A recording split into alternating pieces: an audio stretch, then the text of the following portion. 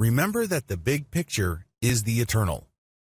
Before I jump into the blueprint you can follow to tap the power of your mind for greater personal productivity, results, success, and happiness, I need to establish one key principle. It's easy to look at mindfulness and meditation as simply tools that you use on your journey to get what you want. Fair enough, but it's very important to understand what it is you want in the first place. Let's put it this way. Even if you were equipped with the most powerful equipment in the world, if you don't know where you're going, your trip would be pointless.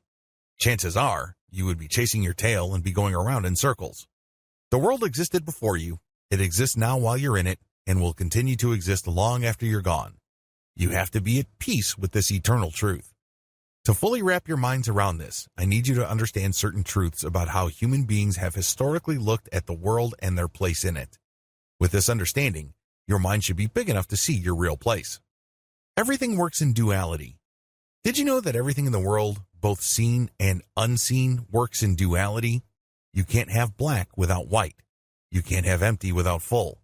You can't have up without down. You can't have in without out. This is not an empty and shallow mental exercise. Instead, these dualities speak to the fundamental truth of what gives life meaning and power. The Greeks got it partially right. Their philosophy is binary in nature. Male and female, good and evil, light and dark, and so on and so forth.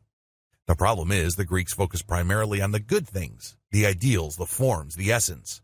When they did this, they basically sidelined the other half of the equation. It is a binary world. They got that part right. But by focusing only on the positives on the matter at the expense of the antimatter, of light at the expense of darkness, they stripped away a significant portion of the power of duality.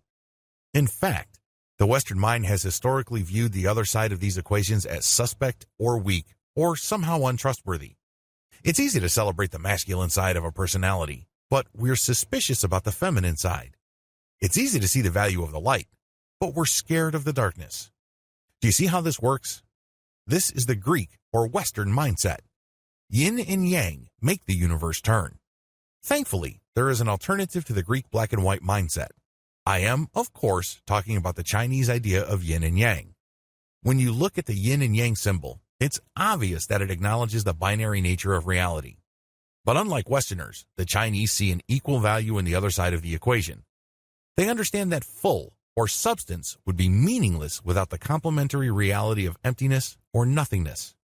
One good example of this is in the Tao Te Ching, the primary scripture of Taoism, where it highlights the importance of the empty hole in a pot.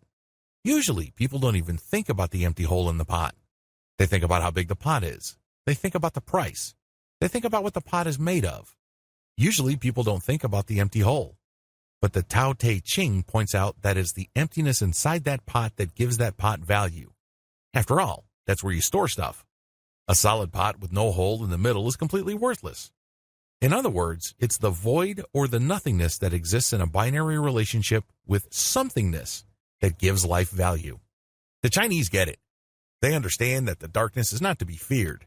They understand that emptiness is not something to cry over. It all depends on context and how the seemingly negative elements work with other factors. This is how you get a big picture of the eternal.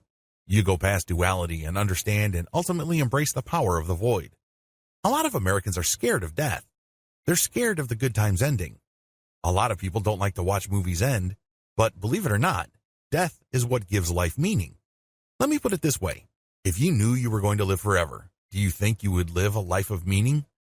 Do you think you would be kind to people? Do you think you would look to heal the wounds of your past? Do you think you would try to be compassionate and understanding? Of course not. When you get a deadline, you get perspective. The idea of duality communicates this loud and clear. You can't just live your life looking at the something of life.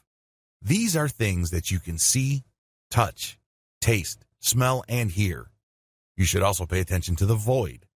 This is something that you can only grasp with your mind, but it's real nonetheless. It complements the something to produce real power in your life. The key that turns the ignition on this process, however, is focus.